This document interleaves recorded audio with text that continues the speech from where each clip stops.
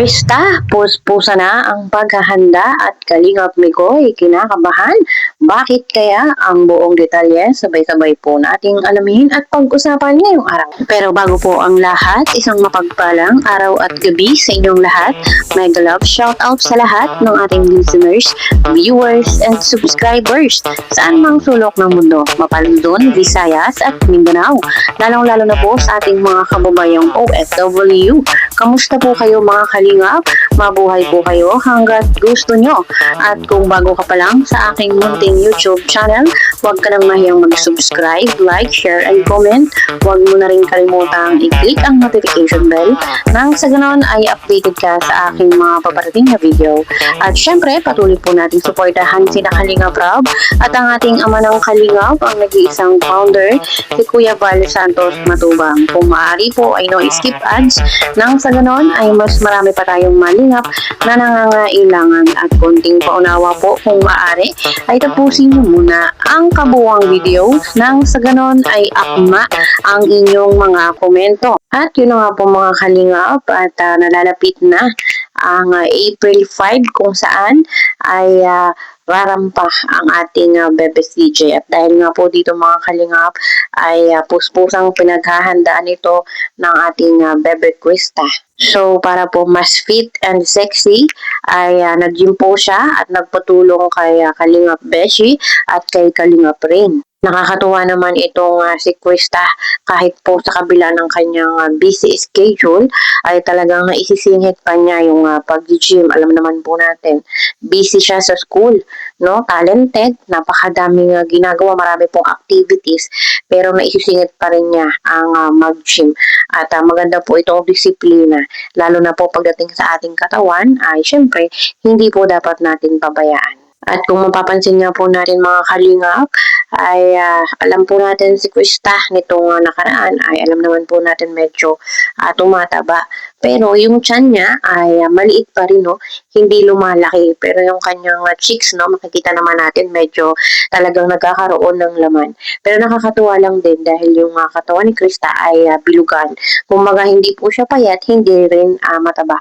At hindi rin naman po maiiwasan dahil po sa kalingap ay talagang mayat maya ang kain, mayat maya ay may nagpapakain. Kaya sayang naman Kaya ito si Krista at si Kalingap Mikoy ay talagang kung napapansin po natin ay talagang medyo nagkakalaman na.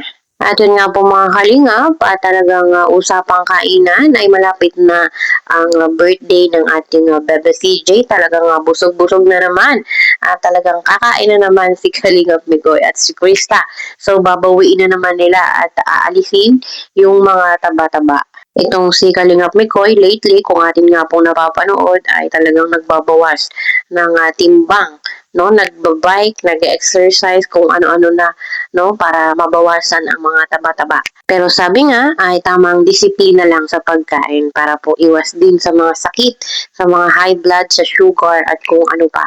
Alam naman po natin ang pagkain, yan po talaga ang nagdudulot sa atin ng sakit sa katawan. Kaya po tamang disiplina lang talaga para mas humaba pa ang buhay. At yun nga po mga kalingap, ang isa po sa ating aabangan ay yung surprise ni Kalingap Mikoy para nga po sa birthday ng ating Bebe Krista. At sabi nga po ni Kalingap Mikoy ay hindi siya papayag na wala siyang gagawin. Syempre, may isa pa po tayong dapat abangan. Yung prank na pambawi ni Krista. At alam po natin na hindi papayag si Krista na wala siyang gagawin. Kaya po marami tayong aabangan. Pero bago po yun, ay suportahan po natin yung nalalapit na fashion show ni Krista sa April. At si Kalingap Mikoy ay never nakakabahan para kay Krista. Alam naman po natin yung tiwala ni Mikoy kay Krista ay hindi mawawala. Kumbaga ay talagang all the time, no? Laging supportive itong si Kalingap Mikoy kay Krista. Kaya po, suportahan po natin mga kalingap ang Mikris. So, huwag po tayong magsasawa. At sana, no, panatilihin ng Mikris yung kanilang good vibes na hatid sa masa. Walang tayo eh. Iwan pa lang pala to. Iwan pa lang to. Malapit na talaga ang malapit na talaga ang fashion show. Sarap. Sigurado ka bro, talisay tayo? Sa lubong kasi po ang hangin. Kaya mahirap. Tara. Let's go, let's go. Oo, man. Meron ba dyan? Tingnan ko bro, pag wala tayo dyan iba eh. Kulang ka no. Nandito ka pala. Kanina ka pa. Tama yun, ano mo, jogging mo. Hindi ako pwede mag-pull doon eh. Bawal ka mag-cool down talaga. Ay, ano kaya nangyari? Baka ipit din.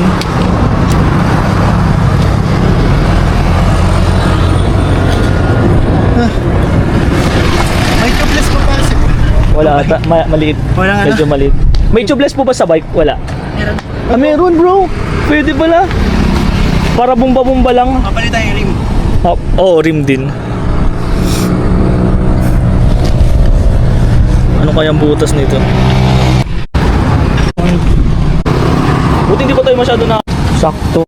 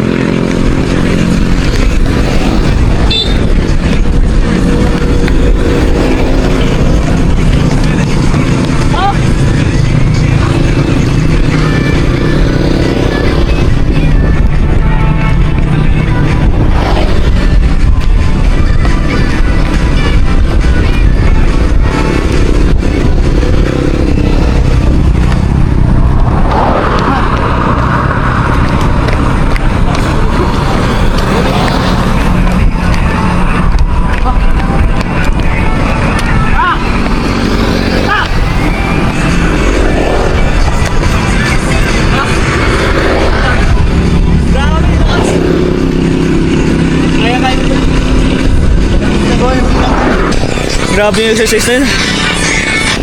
Tapos na guys. Tapos na. Ha! Ayun na. Magkano kaya? Magkano?